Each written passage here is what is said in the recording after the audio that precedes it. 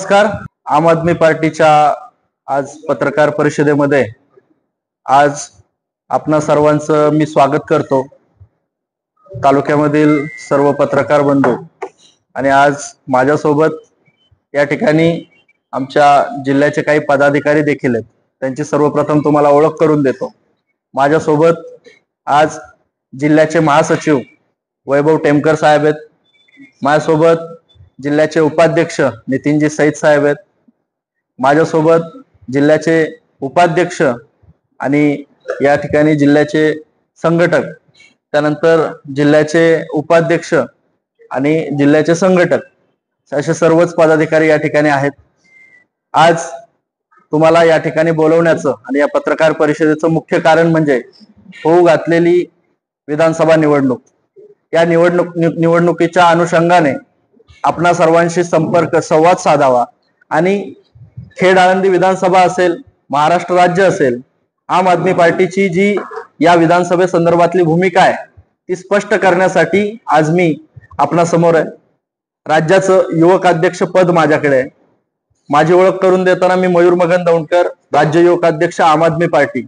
तर आम आदमी पार्टीची येणाऱ्या निवडणुकीची जी भूमिका आहे ती आपणा सर्वांना स्पष्ट व्हावी म्हणून आज आम्ही तुमच्या समोर आहोत.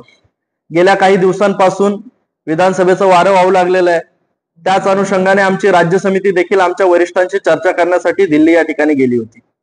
दिल्लीमध्ये आमचे राष्ट्रीय सेक्रेटरी डॉक्टर संदीप पाठक, आमचे राज्यसभेचे खासदार संजय सिंग साहेब आणि इतर वरिष्ठ नेत्यांसोबत चर्चा केल्यानंतर महाराष्ट्रामध्ये सर्वच जागा पूर्ण ताकदीने लढण्याचे आदेश या वरिष्ठांनी आम्हाला दिलेले आहेत.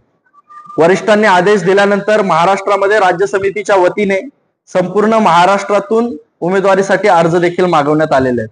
त्यानंतर 288 जागांमध्ये उमेदवारांची चाचपणी असेल, उमेदवारांच्या मुलाखती असतील, अशी कामं त्या ठिकाणी सुरू आहेत. महाराष्ट्र राज्यामध्ये आम आदमी पार्टी सर्वसामान्य लोकांसाठी, सर्वसामान्यांचं सरकार आणण्यासाठी आणि सर्वसामान्यांचे प्रश्न ऐरणीवर आणून ते सोडवण्यासाठी या राज्यामध्ये निवडणूक लढवणार आहे. त्याच अनुषंगाने खेड आळंदी विधानसभेमध्ये देखील आम आदमी पार्टी पूर्ण ताकदीने सर्व निवडणुका लढवणार आहे.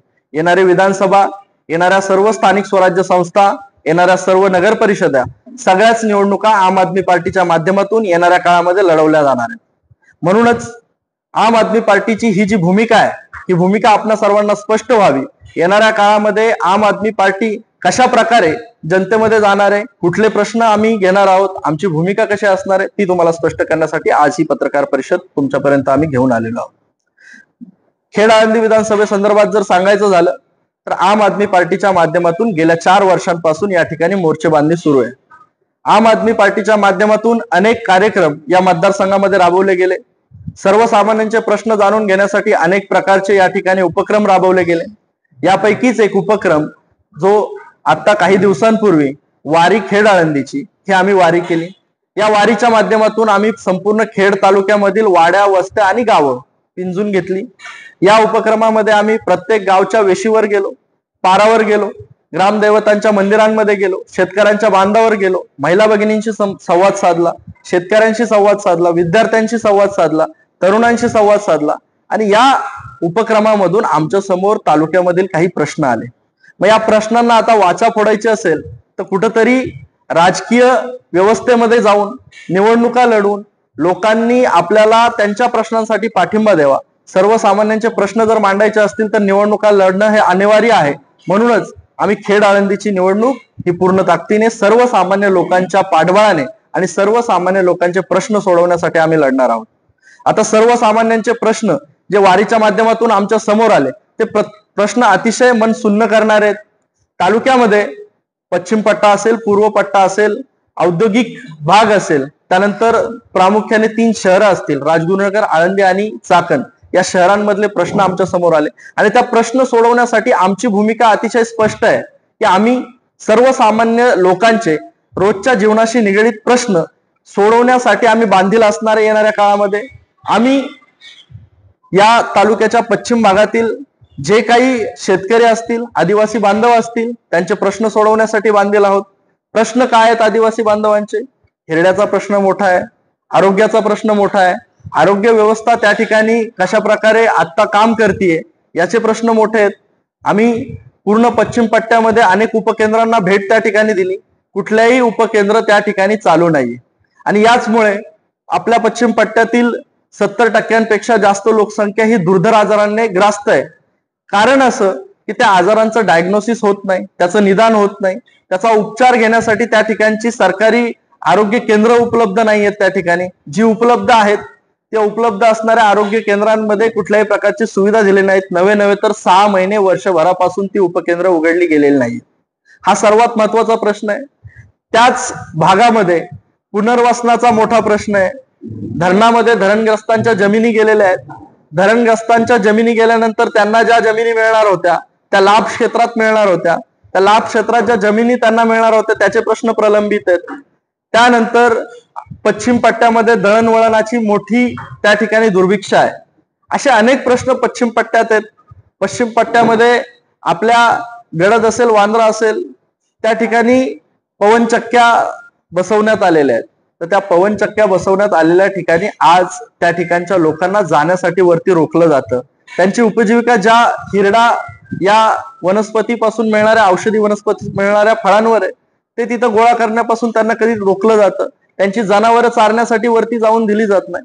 तर अशा प्रकारचे अनेक प्रश्न त्या ठिकाणी आहेत. पश्चिम पट्ट्यातून पूर्व पट्ट्यामध्ये आम्ही ज्यावेळेस वारी घेऊन आलो तर काही गावं अशी आम्हाला दिसली की त्या ठिकाणी मागच्या 4 महिन्यांपासून जनावरांना पाणी देखील टँकरने द्यावं लागत होतं. त्या ठिकाणी वापगाव असेल, वरुडे असेल, त्या ठिकाणी गाडकवाडी असेल, ही जी 12 गावं आहेत आपली या कोपऱ्यामधली, त्या कोपऱ्यामध्ये पाण्याचा मोठा प्रश्न आम्हाला जाणवला. सेचचा अतिशय प्रलंबित प्रश्न त्या ठिकाणी आहे. तालुक्याचा तो प्रश्न अतिशय महत्वाचा आहे. ज्यावेळी आम्ही आळंदी असेल, चाकण असेल आणि राजगुरुनगर असेल या तीनही नगर परिषदांमध्ये आम्ही फिरलो तर त्या ठिकाणी आम्हाला कचऱ्याचा, पाण्याचा आणि त्या ठिकाणी वाढत असलेल्या लोकसंख्या आणि त्या बदल्यामध्ये देण्यात येणाऱ्या सुविधांचा मोठा अभाव जाणवला. पार्किंगसाठी कुठल्याही शहरामध्ये ठोस अशी व्यवस्था नाहीये. कुठल्याही शहरामध्ये कचरा व्यवस्थापनासाठी वेगळी अशी सोय नाहीये. त्या शहरामध्ये वाढत्या लोकसंख्येला रोजच्या जीवनासाठी लागणारं जे पाणी आहे त्या पाण्याची जी टंचाई आहे त्या ठिकाणी आम्हाला जाणवली. त्यानंतर तालुक्याच्या औद्योगिक भागामध्ये आम्ही गेलो. त्या ठिकाणी ट्रॅफिकची समस्या सगळ्यात मोठी आहे.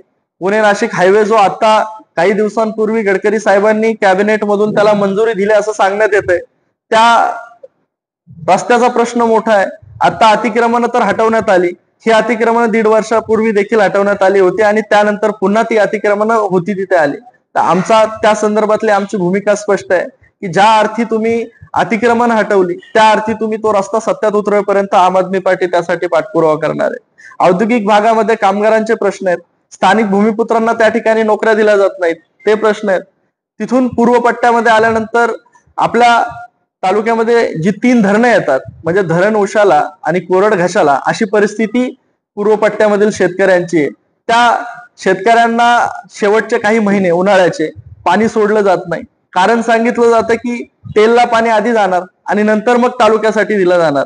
तर मग कुठेतरी ती पाणी जी व्यवस्थापनाची पॉलिसी आहे ती या ठिकाणी चुकलेली आम्हाला दिसली. असे अनेक प्रश्न आहेत खेड तालुक्यामध्ये जे सोडवण्यासाठी आम आदमी पार्टी प्रामुख्याने काम करणार आहे. येणाऱ्या काळात प्रामुख्याने सर्वसामान्यांचं नेतृत्व करण्याचा मानस आम आदमी पार्टीचा आहे.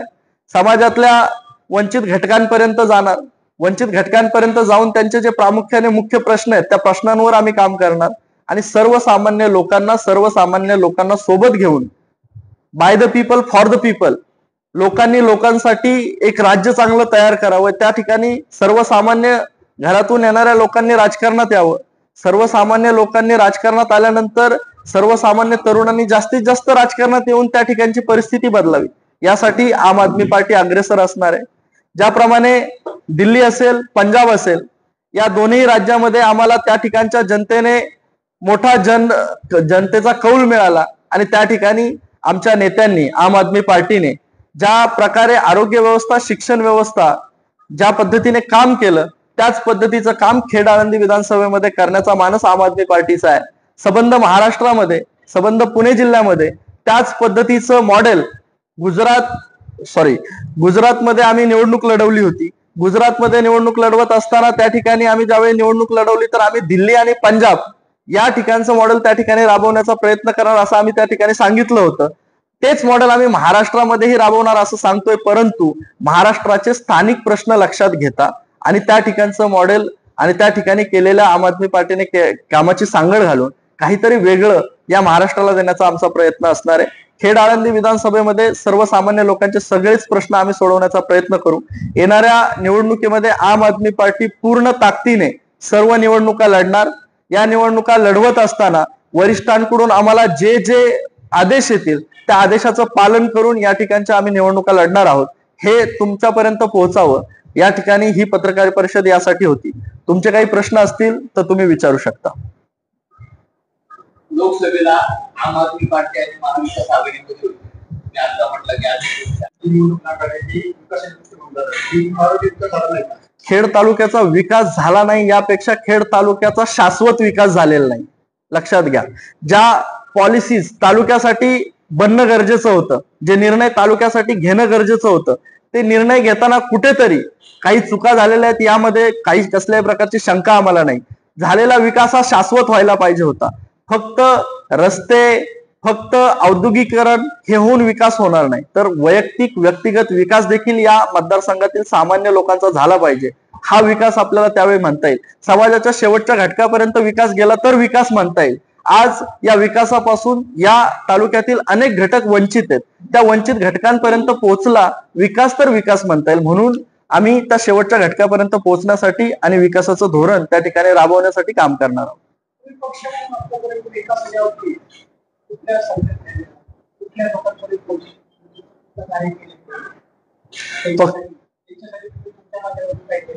बरोबर. तुम्हाला मला सांगायला अतिशय आनंद वाटेल की एक परिस्थिती होती ज्यावेळी कोरोना हा आजार संपूर्ण महाराष्ट्रामध्ये घोंघावत होता. त्यावेळी कोरोना महामारीमध्ये आम आदमी पार्टीचे सर्व कार्यकर्ते आणि सर्व आम्ही स्वयंसेवक त्या ठिकाणी जनतेसाठी काम करत होतो. लंपी सारखा आजार आला होता. त्यावेळी पश्चिम पट्ट्यामध्ये जे 50-50, 100-100 गाई म्हशींचे गोठे आहेत, जनावरांचे गोठे आहेत, त्या ठिकाणी सरकारी डॉक्टर देखील जात नव्हते. त्यावेळी आपल्या तालुक्याच्या पश्चिम पट्ट्यामध्ये 20 दिवस सतत त्या ठिकाणी मुक्कामी राहून कार्यरत राहून आम्ही त्या ठिकाणी लंपी आजारामध्ये लसीकरणाचं काम केलं. आता या तालुक्यामध्ये अनेक प्रश्न आले, त्या प्रश्नासंदर्भात आंदोलनं केली. निवेदनाच्या माध्यमातून अनेक प्रश्नांसाठी आम्ही तालुक्याच्या प्रश्नांसाठी पाठपुरावा केला. अनेक मागण्या आम्ही प्रशासनाकडे केल्या. त्यामध्ये प्रामुख्याने ज्या मागण्या होत्या, ट्रॅफिक संदर्भातली मागणी आहे. त्यानंतर चाकण, आळंदी आणि राजगुरुनगर या नगर परिषदांमध्ये नाट्यगृह व्हावीत, उद्यानं व्हावीत, त्यानंतर वाचनालय व्हावीत, ह्या आमच्या प्रामुख्याने मागण्या होत्या. जनमानसामध्ये जनसामान्यांना लागणाऱ्या प्रत्येक गोष्टींची पूर्तता व्हावी यासाठी आम्ही आतापर्यंत तालुक्यामध्ये प्रशासनाकडे पाठपुरावा केलेला आहे. यश म्हणण्यापेक्षा आम्ही आता 4 वर्षापासून जे काम करतोय या मतदारसंघामध्ये, पहिलं यश तर आम्ही तुम्हाला सांगतो की आता माननीय गडकरी साहेबांनी जी त्या ठिकाणी मंजुरी दिलेली, मंजुरी दिल्यानंतर प्रकल्प पूर्ण होईल असं मी म्हणणार नाही, परंतु ते प्रामुख्याने प्रथम यश आपण त्या ठिकाणी म्हणू. आम्ही ट्रॅफिकच्या प्रत्येक आंदोलनामध्ये होतो. प्रत्येक त्या ठिकाणी ज्या काही गोष्टी घडल्या त्यामध्ये एक मुख्य घटक म्हणून आम्ही त्या ठिकाणी होतो. ते प्रथम यश आम्हाला आहे. त्यानंतर आम्ही बऱ्याच ठिकाणी मागण्या तर करतोय, परंतु प्रशासन सध्या त्या भूमिकेत आम्हाला दिसत नाही. तर त्या प्रशासनाच्या ज्या मागण्या आमच्याकडून आमच्या मागण्यांना यश नाही आलं, त्याच मागण्या सगळ्या पूर्ण व्हाव्यात म्हणून आम्ही विधानसभा निवडणूक लढणार आहे. आणि त्या ठिकाणी खेड आळंदी विधानसभेवर राज्य प्रस्थापित करून ते सगळ्या प्रश्न आणि सगळ्या मागण्या आम्ही पूर्ण करणार आहोत. हो, आमच्याकडे या तालुक्यामधून अनेक लोकांपर्यंत आम्ही जातोय. काही लोक आमच्यापर्यंत येत आहेत आणि त्या सगळ्या लोकांकडून आम्ही अर्ज मागवलेत. त्यांची या मतदारसंघाबद्दलची भूमिका, त्यांचे विकास कामं, त्यांनी केलेलं आतापर्यंत सामाजिक कार्य, या सगळ्याचा लेखाजोखा घेऊन आमची उमेदवारांसाठी चाचपणी सुरू आहे. खेड तालुक्यामधून आता तरी 3 ते 4 लोकांचे अर्ज आमच्याकडे आहेत. नाही, आता नावं तर आम्ही पक्ष लेवललाच ठेवणार आहे, कारण त्याची चाचपणी सुरू आहे. वरिष्ठ योग्य वेळी या ठिकाणचे उमेदवार आणि या ठिकाणचा चेहरा, या ठिकाणच्या विधानसभेसाठीचा जो कोणी उमेदवार असेल ते घोषित करतील. दिल्लीमध्ये आमचं सरकार आहे, राज्यामध्ये जर आमचं सरकार तर आमचं काय विजन असणार आहे महाराष्ट्र राज्यासाठी? प्रामुख्याने मी तुम्हाला विजन सांगतो, महाराष्ट्रामध्ये अनेक प्रश्न प्रलंबित आहेत. आता महाराष्ट्रामध्ये प्रत्येक घटक स्वतःच्या हक्कांसाठी आणि अधिकारांसाठी संघर्ष त्या ठिकाणी करतोय.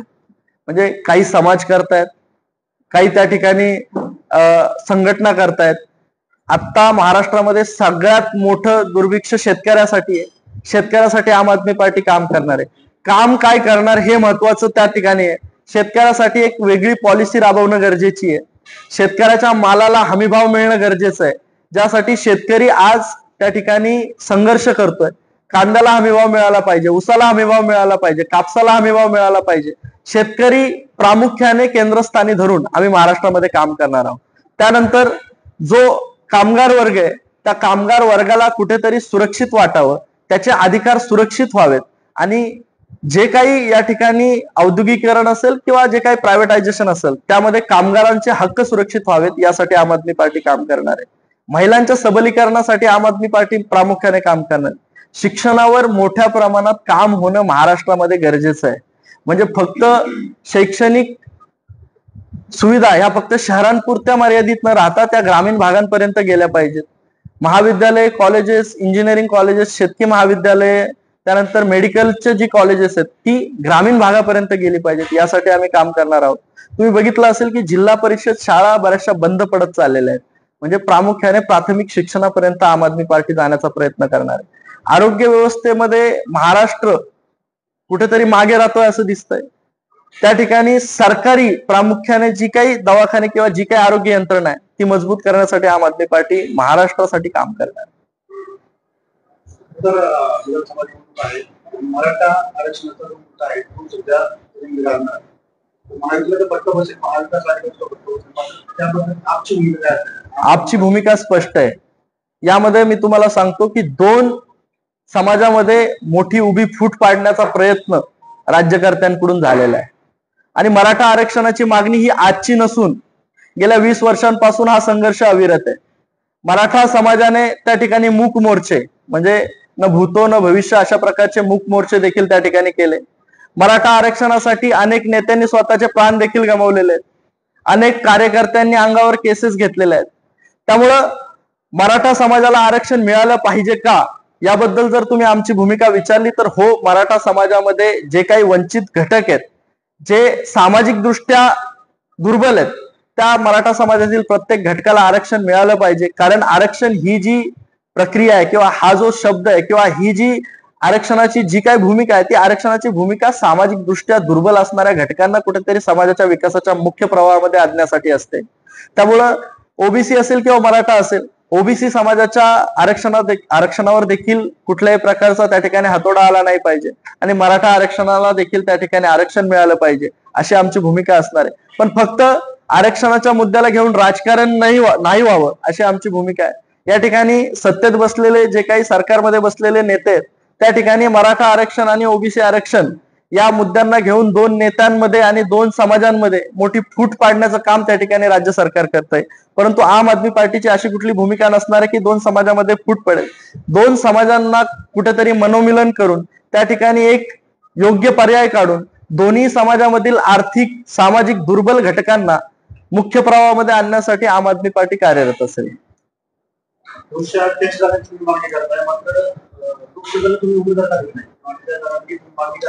लोकसभेला उमेदवार न देण्याचं कारण, ज्यावेळी राष्ट्रीय लेवलला अलायन्स झालं तर प्रामुख्याने आमचं जे कॅडर किंवा आमची जी सत्ता आहे किंवा आमचं ज्या ठिकाणी सरकार आहे, दिल्ली आणि पंजाब मध्ये आम्ही जास्तीत जास्त जागा मिळवण्याचा प्रयत्न केला इंडिया अलायन्स मध्ये.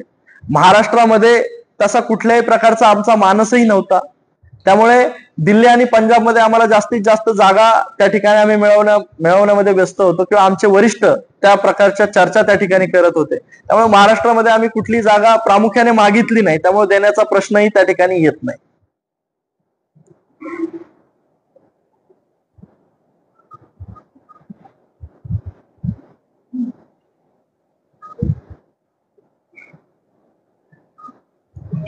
आणखी कोणाचे पत्रकार आम्ही इंडिया अलायन्स मध्ये होतो. तर इंडिया अलायन्स मध्ये असताना लोकसभा निवडणुकीसाठी राष्ट्रीय पातळीवरून हे अलायन्स झालं होतं. वरिष्ठांच्या आदेशानुसार आणि त्या ठिकाणच्या लोकसभेच्या वेळेच्या परिस्थितीनुसार आम्ही हे अलायन्स केलं होतं.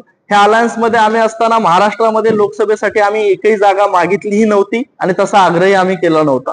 तर आग्रह नसल्याने त्या ठिकाणी आघाडीचा धर्म पाळून आणि वरिष्ठांचे आदेश पाळून आम्ही त्या ठिकाणी अतिशय प्रामाणिकपणे लोकसभेमध्ये महाविकास आघाडी असेल किंवा इंडिया अलायन्स असेल त्या सगळ्या उमेदवारांचं काम केलं.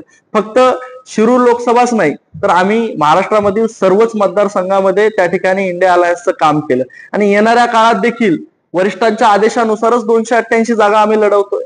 येणाऱ्या काळामध्ये वरिष्ठ देखील चर्चा करू शकतात. त्या संदर्भात अलायन्स होणार की नाही याबद्दल संदिग्धता आहे. आम्ही मागणाऱ्या जागा त्यांनी देणाऱ्या जागा यामध्ये कुठेतरी सांगड जर बसली तर ते अलायन्स करायचं की नाही हा निर्णय वरिष्ठ घेतील. परंतु तुर्तास तरी आम्ही 288 जागा स्वबळावर लढणार अशी आमची घोषणा आहे. दबाव तंत्र याला म्हणता येणार नाही, परंतु ज्यावेळी निवडणुका लढतोय तर निवडणुका लढत असताना आम्ही 288 जागाच का लढवायच्या याचं कारण मी तुम्हाला सांगितलं की सर्वसामान्य लोकांसाठी आम्हाला काम करायचंय. त्यामध्ये जर आम्हाला काही जर अलायन्स मध्ये राहून जर काही जर लिमिटेशन्स येणार असतील तर आम्हाला नक्कीच स्वबळावर लढावं लागेल आणि सर्वसामान्य जनतेला घेऊन आम्हाला निवडणुकांमध्ये उतरावं लागेल. दबाव तंत्र असं काही नाहीये. आम्ही आता घेतलेला निर्णय हा फक्त आणि फक्त महाराष्ट्राच्या विकासासाठी आणि महाराष्ट्राला पुढे कसं घेऊन जाता येईल यासाठी आहे. महाविकास आघाडी म्हणला तर जर महाविकास आघाडी आहे आणि महाविकास आघाडी आपण सांगितलं तर आमची काय भूमिका असणार बाकीसाठी किंवा केंद्राची? आम्ही जर अलायन्स मध्ये सहभागी झालो तर अलायन्स हे निवडणुका लढवण्यासाठी किंवा निवडणुकांना सामोरं जाण्यासाठी एक संघ, एक मित्र पक्षांचा घटक म्हणून आम्ही त्या ठिकाणी सहभागी होणार. यामध्ये काही शंका वरिष्ठांकडून वर्तवण्यात जर नाही आली तर आम्ही त्यामध्ये जाणार आहोत. खेड तालुक्यामध्ये आमची भूमिका तीच आणि तशीच स्पष्ट असणार आहे. खेड तालुका हा सर्वसामान्य शेतकरी, कष्टकरी, कामगार, विद्यार्थी, तरुणांचा तालुका आहे. तर या तालुक्यामध्ये सर्वसामान्यांच्या नेतृत्वाला संधी मिळावी ही आमची भूमिका असणार आहे. सर्वसामान्य नेतृत्वाला भूमिका मिळाल्यानंतर आम आदमी पार्टीला या ठिकाणी लढण्यास संधी मिळावी ही देखील आमची भूमिका असणार आहे. या ठिकाणी आम्हाला जर संधी मिळाली तर तालुक्याच्या विकासासाठी आम्ही या ठिकाणी पूर्णपणे कार्यरत होऊ हीच आमची भूमिका असणार आहे. 288 मतदारसंघामध्ये आपचं संघटन अतिशय चांगल्या पद्धतीचं आहे. 288 मतदारसंघातून आम्ही आता तुर्तास सगळ्याकडून उमेदवारीसाठी अर्ज मागवलेले आहेत. त्या ठिकाणी उमेदवारांची चाचपणी सुरू आहे. संघटन जिल्हा तालुका लेवल पर्यंत संघटन आहे. तर त्या संघटनाचा वापर आम्ही या निवडणुकीसाठी करणार आहे.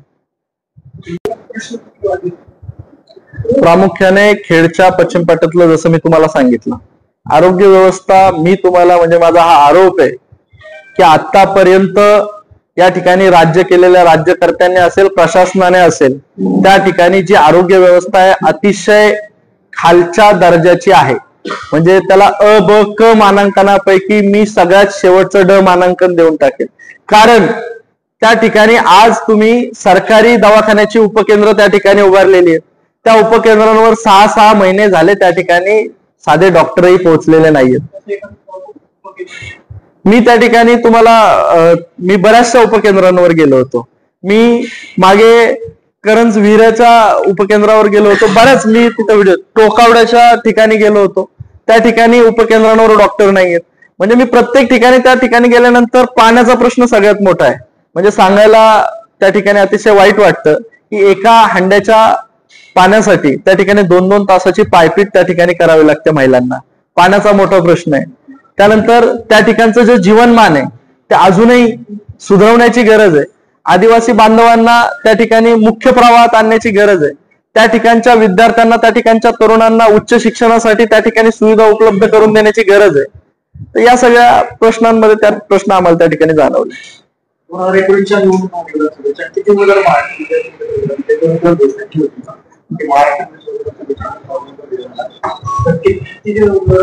2019 मध्ये 24 ते 25 उमेदवार आमचे त्या ठिकाणी होते. त्या ठिकाणी आम्हाला नोटापेक्षाही कमी मतं पडली होती. परंतु त्या ठिकाणी दिल्ली आणि महाराष्ट्राचा त्या ठिकाणी असणारा जो संपर्क होता त्यावेळी कुठल्याही प्रकारचा संपर्क नव्हता. दिल्लीमधून कुठल्याही प्रकारचे त्या ठिकाणी आदेश नसताना या ठिकाणी असणाऱ्या राज्य समिती, तत्कालीन राज्य समितीने विधानसभा निवडणूक लढवण्यासाठी त्या ठिकाणी निर्णय घेतला होता. दिल्लीवरून कुठल्याही प्रकारचे नेते या ठिकाणी सभेसाठी आलेले नव्हते. दिल्लीवरून कुठल्याही प्रकारचं सेंट्रलाइज कॅम्पेन आम्हाला त्यावेळी भेटलं नव्हतं. आणि त्या उलट आत्ताची परिस्थिती आहे की दिल्लीशी आमचा संपर्क अतिशय दांडगा आहे. दिल्लीतील प्रत्येक नेत्यांशी, इव्हन अरविंद केजरीवालांशी आम्ही 1 to 1 बोलतोय. त्यामुळे आता महाराष्ट्रामध्ये दिल्लीशी आमचा संपर्क चांगला असल्यामुळे, नेत्यांची ये जा महाराष्ट्रामध्ये जास्त प्रमाणात असल्यामुळे या वेळच्या निवडणुकीचं चित्र आणि त्यावेळच्या निवडणुकीचं चित्र हे डिफरंट असणार आहे, वेगळं असणार आहे. महाराष्ट्रामध्ये 200 अठ्ठ्याऐंशी मात्र युतीकडे काही दाखवण्याचा प्रयत्न केला, युतीकडून की आघाडीकडून? युतीकडे सुद्धा केजरीवाल त्यांच्यावरती कारवाई केली, तर युतीकडे तुम्हाला असं करायचं काय? नाही, हे बघा, सगळ्यात तुमचा प्रश्न खूप चांगला आहे. मला एक तुम्हाला सांगायचंय, दिल्लीमध्ये आमच्या सगळ्यात सर्वोच्च नेत्यांना त्या ठिकाणी जेलमध्ये डांबण्यात आलं आणि त्या जेलमध्ये डांबल्यानंतर आजपर्यंत तथाकथित जो मद्य घोटाळा त्यांच्यावर लादण्यात आलेला आहे, त्यामध्ये 1 फुटक्या रुपयाचं देखील त्या ठिकाणी कुठल्याही प्रकारचं त्यांना पुरावा देता आलेला नाही. त्याचंच एक उत्तम उदाहरण म्हणजे आता एक 2-3-4 दिवसांखाली आमचे दिल्लीचे माजी उपमुख्यमंत्री मनीष सिसोदिया देखील बाहेर आलेले आहेत. मनीष सिसोदियांवर 1ही रुपयाचा त्यांना त्या ठिकाणी पुरावा देता आला नाही. म्हणजे फक्त जेलमध्ये टाकून किंवा दबाव टाकून, ईडी आणि सीबीआयचा दबाव टाकून आम आदमी पार्टीला थांबवता येणार आहे का? तर नाही येणार आहे. आम आदमी पार्टी ही त्या कुठल्याही दबावाला आजपर्यंत बळी पडलेली नाहीये. येणाऱ्या काळात जरी महाराष्ट्रामध्ये आमच्यावर तशा प्रकारची दबाव यंत्र वापरण्यात आली सरकारकडून किंवा या ठिकाणच्या युती सरकारकडून, तर आम्ही घाबरणार नाही. आणि अरविंद केजरीवाल आणि आमचे नेते जेलमध्ये गेल्याने पार्टी थांबणार नाही. ही एक शृंखला आहे, हा एक विचार आहे. त्यामुळे आम आदमीचा प्रत्येक कार्यकर्ता तो विचार घेऊन पुढे चाललेला आहे. त्यामुळं आमच्यावर किंवा एखाद्या विशिष्ट व्यक्तींवर जर कुठल्या प्रकारचा दबाव आला आणि त्यांना जर त्या ठिकाणी जेलमध्ये जावं लागलं, तर आम्ही त्या गोष्टीला भीक घालणार नाही. आम्ही त्या ठिकाणी तो विचार घेऊन पुढे चालू.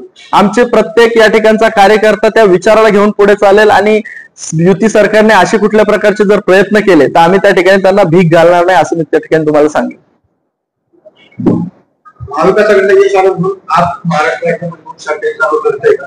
नाही, महाराष्ट्रामध्ये गेल्या 5 वर्षांपासून आम आदमी पार्टीची मोर्चे बांधणी सुरू आहे, ती विधानसभा निवडणुका आणि स्थानिक स्वराज्य निवडणुकांना डोळ्यासमोर ठेवून आहे. महाविकास आघाडीला जे लोकसभेत यश आले, ते लोकसभेच्या यशामध्ये आम आदमी पार्टीचा हा मोठा वाटा आहे, हे आपण विसरता कामा नये.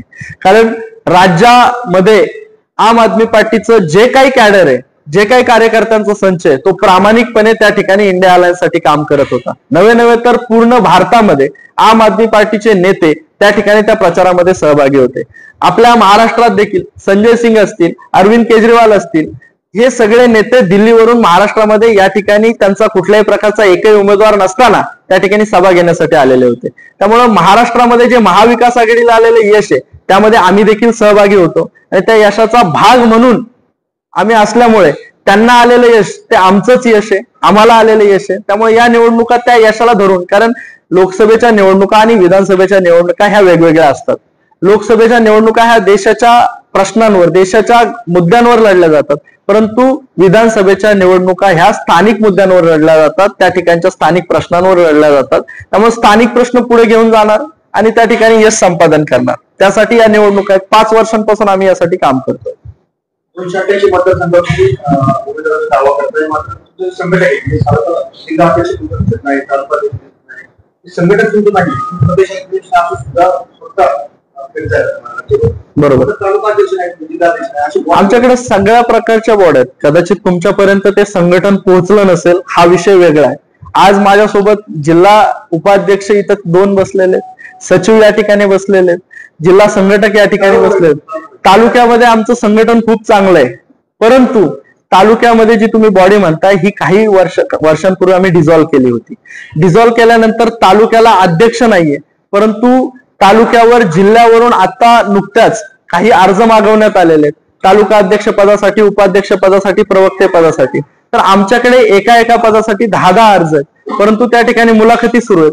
ऐन निवडणुकीच्या तोंडावर ज्यावेळी कार्यकर्त्यांचा संच तयार असेल, त्यावेळी त्या प्रकारची कार्यकारिणी आम्ही जाहीर करणार आहोत. अजून कोणाचे काही प्रश्न?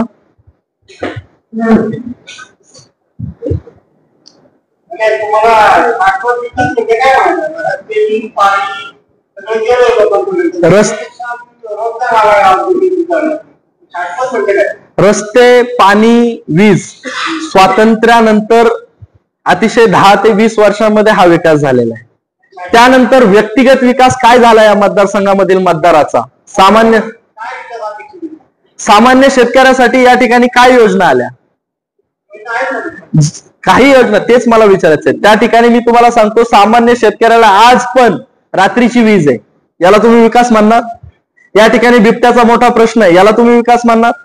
कारण समस्या आहेत, पण त्यासाठी उपाययोजना काय आहेत? शेतकऱ्यासाठी दिवसाची वीज दिली जाऊ शकत नाही का, याला शाश्वत विकास म्हणता येईल?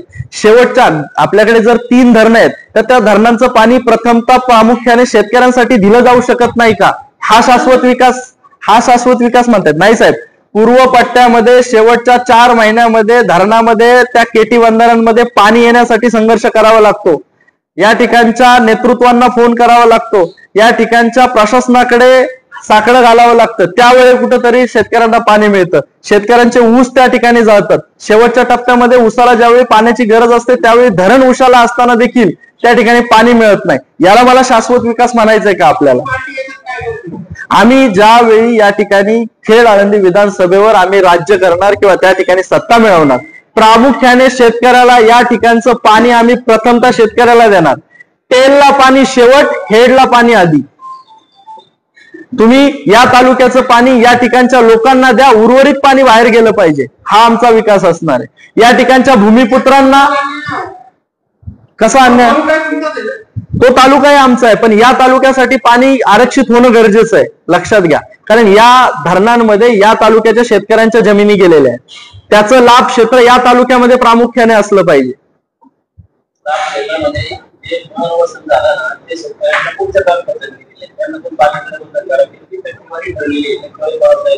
बदलता येणार नाही हा प्रश्न ज्यावेळी त्या ठिकाणी विधानसभेमध्ये मांडला जाईल, झालेले निर्णय बदलता येऊ शकतात. फक्त या ठिकाणच्या राज्यकर्त्यांची मानसिकता तशी असली पाहिजे. झालेले कायदे देखील बदलता येतात, झालेले निर्णय देखील बदलता येतात, पण त्या संदर्भातला प्रश्न त्या ठिकाणी लावून धरणं, त्या ठिकाणी या शेतकऱ्यांचा आवाज उचलणं, हे प्रामुख्याने या ठिकाणच्या लोकप्रतिनिधीचं काम असणं गरजेचं आहे. जर तसं कमी करणार असं म्हणता येणार नाही, परंतु या ठिकाणची लोकसंख्या जी आहे, त्या लोकसंख्येला लागणारं जे पाणी आहे, ते पाणी प्रामुख्याने आरक्षित होणं गरजेचं होतं, हेच मी तुम्हाला सांगतो.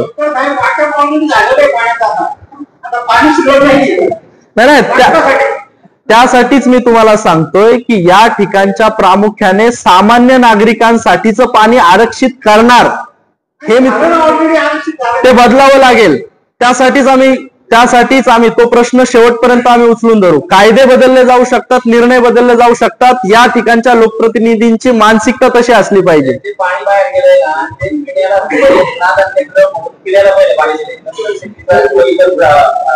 मला त्याच संदर्भात सांगायचे, चाकण शहरामध्ये पिण्याच्या पाण्याची काय व्यवस्था आहे? 2 दिवसानंतर एकदा पाणी येतं. मग 2 दिवसाने जर एकदा पाणी येत असेल तर या ठिकाणी राहणारा नागरिक पिण्याच्या पाण्यासाठी नाही संघर्ष करत आहे का? मग या ठिकाणच्या पिण्याच्या पाण्याची समस्या प्रामुख्याने पहिली नाही मिटली पाहिजे का?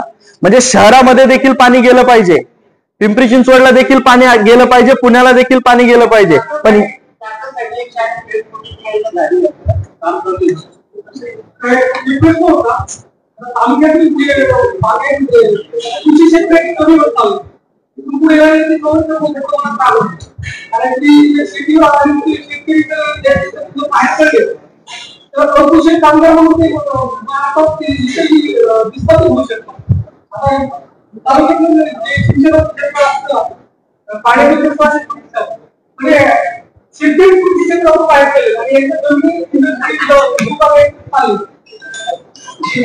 प्रामुख्याने आपण या ठिकाणी तुमच्या प्रश्नामध्ये तुम्हीच सांगितलं की विस्थापित जास्त प्रमाणात तयार होऊ शकतात.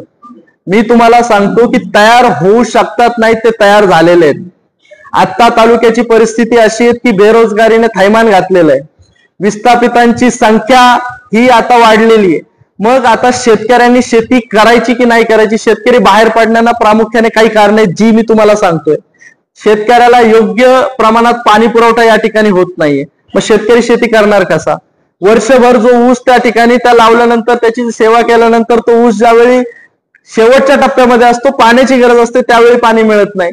या ठिकाणी बिबट्याची समस्या असताना रात्रीचीच वीज दिली जाते. मग अशा समस्या असताना शेतीसाठी अडचणी येत आहेत, म्हणून शेतकरी कुठेतरी जोडधंद्यासाठी बाहेर पडतोय, शेतकऱ्याची मुलं कुठेतरी नोकरीसाठी बाहेर जात आहेत.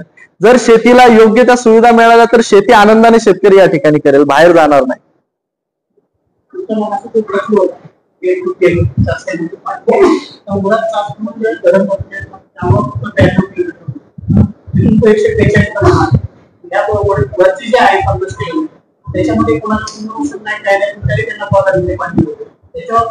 त्याचा विरोध करणं काम कोणाचं होतं त्यावेळी? मला तेच सांगायचंय की या ठिकाणी ज्यावेळी तसे निर्णय घेतले जात होते तर त्यावेळी या ठिकाणच्या लोकप्रतिनिधींनी आपल्या तालुक्याचा, आपल्या येथील जनतेचा विचार करून त्या निर्णयाला खो घालण्याची गरज होती. बरोबर. म्हणूनच मी सांगितलं, मगाशी म्हणल्याप्रमाणेच मी तुम्हाला सांगितलं, निर्णय बदलले जाऊ शकतात, फक्त मानसिकता हवी.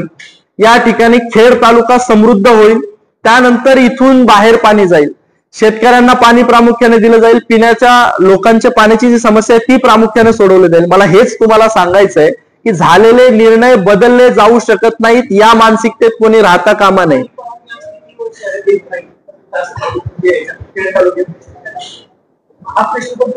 संघर्ष करू ना, त्यासाठीच संघर्ष करू, त्या प्रश्नासाठी संघर्ष करू. आणि ज्यावेळी या तालुक्याची जनता आमच्यावर विश्वास ठेवेल त्या प्रश्नासाठी विधानसभेमध्ये तो आवाज नेहमीच बुलंद करण्याचं काम आम आदमी पार्टी त्या ठिकाणी करेल. मला एक तुम्हाला प्रामुख्याने या ठिकाणी सांगायचंय, काही निर्णय तालुक्याच्या दृष्टीने झाले नसतील, काही निर्णय तालुक्याच्या जनतेला वेठीस धरून झालेले असतील, काही निर्णयांमध्ये चुका राहिलेल्या असतील, चुका झालेल्या असतील, त्रुटी राहिलेल्या असतील, ते सुधारवणं शेवटी काम या तालुक्याच्या लोकप्रतिनिधींचं आहे. येणाऱ्या काळामध्ये विधानसभेमध्ये त्या संदर्भातले प्रश्न ज्यावेळी विचारले जातील ते मुद्दे ऐरणीवर आणले जातील आणि त्या ठिकाणी या तालुक्यातील लोकांचे प्रश्न सोडवण्यासाठी जर आपण कार्यरत झालो तर झालेले निर्णय देखील बदलता येणं शक्य आहे. त्यासाठी आम आदमी पार्टी आणि आम आदमी पार्टीचं सगळं काही या ठिकाणची जी यंत्रणा आहे ती आम्ही कामाला लावू. त्यासाठी सर्वसामान्यांना सोबत घेऊन आम्ही शेवटपर्यंत संघर्ष करत राहू.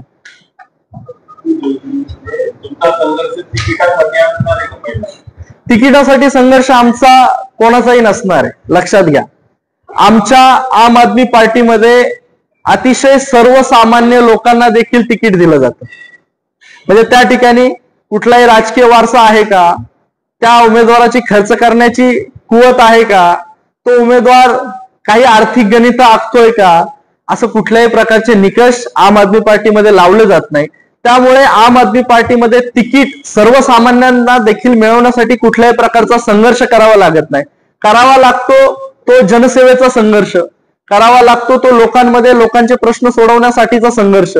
त्यामुळे आम आदमी पार्टीमध्ये नेहमीच सर्वसामान्य लोकांच्या प्रश्नांसाठी झगडणाऱ्या कार्यकर्त्याला संधी दिली जाते. या ठिकाणी आम आदमी पार्टीकडून मयूर दौंडकर म्हणून मी स्वतः इच्छुक आहे, परंतु हा निर्णय वरिष्ठ घेतील. मी माझ्या पद्धतीने माझी देखील मोर्चेबांधणी करतोय. माझे सहकारी खेड तालुक्यातले जे ते देखील या ठिकाणी आम्ही एक पार्टी म्हणून, एक सहकारी आणि एक या ठिकाणी पक्ष म्हणून काम करतोय. शेवटी इच्छुक हे सगळेच असतात, परंतु त्या ठिकाणी उमेदवारी द्यायची कोणाला हा निर्णय वरिष्ठांकडे असतो. त्या पद्धतीने आम्ही आमची जी काही मागणी आहे, माझी जी काही मागणी आहे ती मी वरिष्ठांकडे नक्कीच सांगितलेली किंवा सांगत आहे. त्यामुळे येणाऱ्या काळामध्ये वरिष्ठ त्या संदर्भातला निर्णय घेतीलच. महाविकास आघाडी भंगली किंवा नाही भंगली यापेक्षा उलट आमची भूमिका ही आहे की आम्ही निवडणूक लढणार आहोत. त्या संदर्भात महाविकास आघाडी आता 3 दिवसांपूर्वी उद्धव ठाकरे साहेब पण दिल्लीला होते. त्या ठिकाणी आमच्या राष्ट्रीय नेत्यांची त्या ठिकाणी त्यांनी गाठभेट घेतली. गाठीभेटीमध्ये इंडिया अलायन्स किंवा महाविकास आघाडी संदर्भात देखील चर्चा झाली, परंतु आमच्या मागण्या आणि त्यांच्याकडून येणारा जो काही प्रतिसाद आहे यामध्ये सांगड घालण्याचं काम त्या ठिकाणी होईल. परंतु जर आमच्या मागण्या त्या ठिकाणी पूर्ण नाही झाल्या तर महाविकास आघाडी किंवा इंडिया अलायन्स याच्या बाहेर राहून आम आदमी पार्टी या निवडणुका लढणार आहे.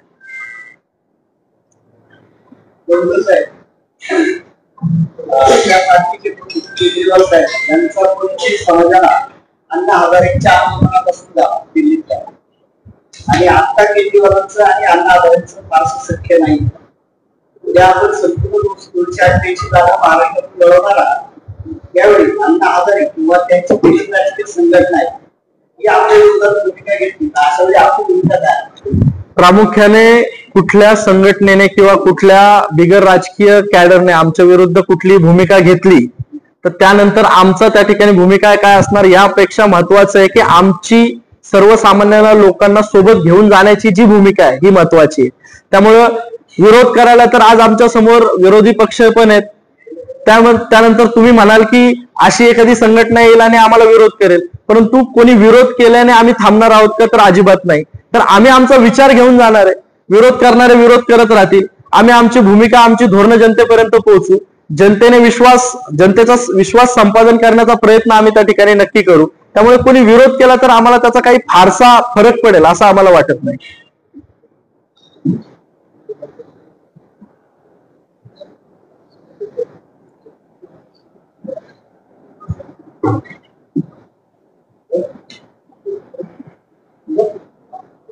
बोला बोला, काय प्रश्न असतील तर.